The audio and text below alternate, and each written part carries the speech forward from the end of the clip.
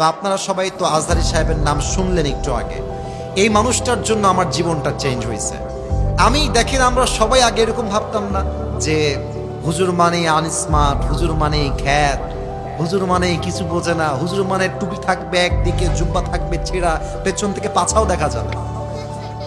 শুনতে খারাপ লাগছে তাই না? এরকম মানুষ মনে করে যে যার লুঙ্গি যত ছেঁড়া, যার জুব্বা যত ছেঁড়া, সে মনে হয় বেশি আল্লাহওয়ালা। না না, তাকওয়া মানেই জামা ছেঁড়া হবে তা না।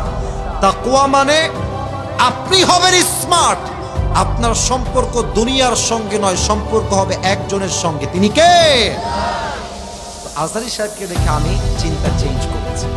আমি কিন্তু ইংরেজি ভাষা মোটেও ভালো করে জানতাম না, টু বি অনেস্ট।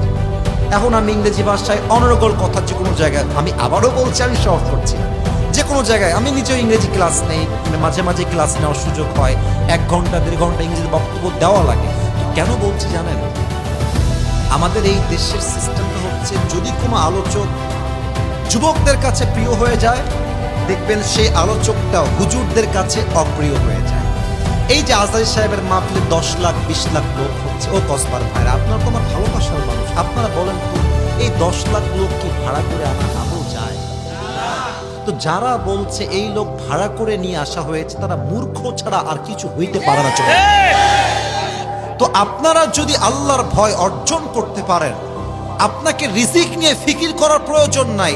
আপনাকে রিজিক দিবে একজন, তিনি কে?